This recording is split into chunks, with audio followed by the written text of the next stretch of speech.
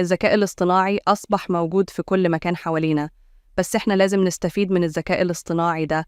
علشان كده في السلسلة دي إحنا هنتعلم إزاي نتكلم إنجليزي من خلال المحادثات الإنجليزية من الشخصيات الأجنبية اللي بيتكلموا اللغة دي أصلاً.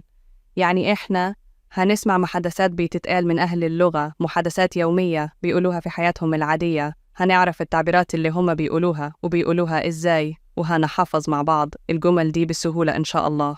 Two men are talking about the time they take to come to the office and they are talking about the transportation. Let's see what would they say. شخصين بيتكلموا عن الوقت المستغرق للذهاب إلى العمل وعن وسائل المواصلات لنرى ماذا يمكن أن يقولوا. How do you come to work every day? I usually come by bicycle, but sometimes I take the bus on rainy days. How long does it take?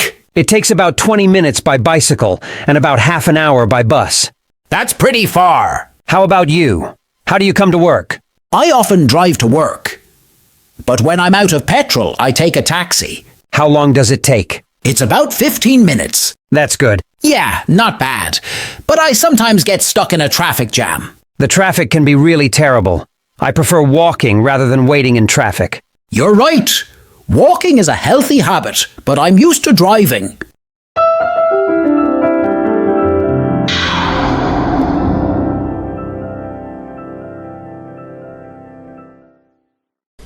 السلام عليكم ورحمة الله وبركاته. وصلنا للجزء الثاني في الفيديو، هو شرح المحادثة اللي احنا سمعناها. نشوف أول حد قال، الراجل ده قايل طبعا How do you come to work every day؟ How do you، ازاي do you come. هنا do ملهاش معنى، احنا بنسميها auxiliary verb أو helping verb. helping verb يعني فعل مساعد. هنعرف الكلام ده إن شاء الله لما نخش في سلسلة الجرامر القواعد، فهنعرف إن do هنا ملهاش معنى في الترجمة، ولكن لازم نحطها علشان خاطر في تركيبة الجملة نفسها. How do you come to work every day؟ ازاي انت بتأتي الى العمل. to يعني الى العمل. every day، every يعني كل يوم. فطبعا الراجل التاني هيقول له I usually come by bicycle. انا عادة usually انا عادة come انا عادة آتي by بواسطة bicycle. ونخلي بالنا هنا باي وسائل المواصلات بيجي قبلها باي، بس مفيش كلمة قبل بايسيكل، ما قلتش بايسيكل او اي حاجة. فطبعا دي نقطة مهمة جدا، فهنا عشان خاطر مفيش اي كلمة بتتحط او اي حرف محطوط ما بين بايسيكل وباي فقلت باي. تمام، نركز في النقطة دي كويس قوي. يبقى باي بايسيكل، اي وسيلة المواصلات بنقول قبلها باي طالما مفيش كلمة في النص. باي بايسيكل، باي كار، باي باص، وهكذا. يبقى هنا معناها أنا عادة آتي بالدراجة. بايسيكل يعني الدراجة. السي بعدها واي نطقتها س، والسي التانية بعدها ال فنطقتها ك. بايسيكل. sometimes يعني أحيانا. I take the bus. أنا أحيانا آخذ take the bus يعني يركب الأتوبيس. take مش معناه ياخد، بقى لو ياخد الحاجة لما يكون معاه وسيلة المواصلات فبقول بيركب. I take the bus أنا بركب الأتوبيس أو أستقل الأتوبيس. on rainy days في الأيام، days يعني أيام، وريني مطرة، أيام منتشر فيها المطر أو فيها المطرة. طبعا أحيانا أركب الأتوبيس في الأيام الممطرة. شوف قال له إيه، سأله سؤال وقال له how long does it take. how long يعني كم الطول، او لما اكون بسأل على طول المسافة مثلا does it take بتستغرقها. يعني عايز اسأل المسافة من هناك اللي انت بتاخدها قد ايه، كم المدة التي تستغرقها المسافة، يعني انت بتاخد قد ايه في المسافة دي. how long does it take. does هنا ملهاش معنى، زي ما قلنا في تركيبة الجملة نفسها في السؤال لازم احط auxiliary verb او helping verb، وهنعرف الكلام ده ان شاء الله بالتفصيل في الجرامر. how long does it take. طبعا هنا قال له it takes about 20 minutes. طبعا التي بعدها consonant يعني ساكن، فانا ما بقولش حرف التي. it takes about 20 minutes. 20 او 20 الاثنين صح، هما بتتقال 20 لما اكون بتكلم بسرعة. it takes about 20 minutes by bicycle. هي بتستغرق هنا مش معناها تيكس ياخذ، لا انا بتكلم على المسافه بتستغرق قد ايه. يبقى هنا التيكس هنا معناها تستغرق. it takes انها تستغرق المسافه يعني بتستغرق about يعني حوالي. هنا كلمه about يعني حوالي about 20 minutes 20 دقيقه by bicycle بالعجله او بالدراجه. وقال له and about half an hour half او half an hour الاثنين صح. half او half and about half an hour by bus. وحوالي احنا قلنا about يعني حوالي half an hour half يعني نص an hour نص ساعة واحدة. هنا كلمة an معناها واحد an hour by bus. وطبعا احنا خدنا الفرق ما بين a و an وقلناهم قبل كده، ترجع حضرتك للسلسلة في الأساسيات. an hour by bus نص ساعة بالأتوبيس وحوالي نصف ساعة بالأتوبيس. طبعا قال له that's pretty far يعني إنها مسافة بعيدة إلى حد ما. pretty إلى حد ما pretty far. هي pretty دي ليها كذا معنى، خلينا احنا نحسب الجملة نفسها وحسب سياق الكلام. pretty far إلى حد ما بعيدة. طبعا هنا قال له how about you وماذا عنك. دي تركيبة how about وماذا عن you وماذا عن انت وماذا عنك. how about you احنا قلنا التي لما يجي بعدها consonant ما قراهاش. how about you ما قلش how about you، بتبقى حتى تقيلة شوية في الكلام.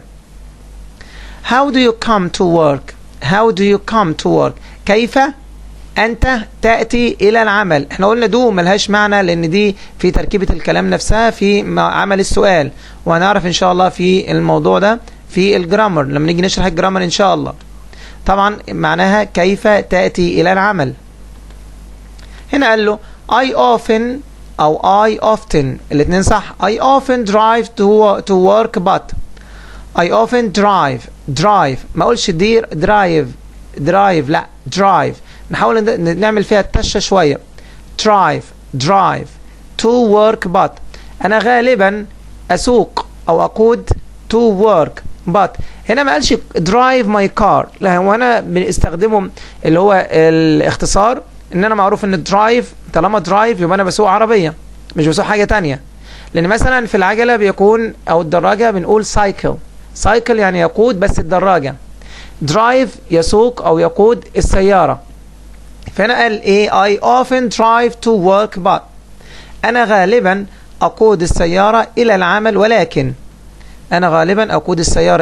ولكن when I am out of petrol لما انا انهي out of يعني اكون خلصت ايه. I'm out of petrol يعني انا خلصت البنزين. I take a taxi take زي ما قلنا يركب او ياخذ تاكسي. I take a taxi. عشان كده ممكن اروح مطعم واقول له يقول لي مثلا we are out of احنا مخلصين كذا. we are out of pizza احنا مخلصين بيتزا وهكذا. يبقى هنا am أو is أو are out of يعني خلص حاجة. I'm out of petrol يعني أنا خلصت بنزين. طبعا هنا قال له how long does it take إذا احنا قلنا معناها كم الوقت المستغرق.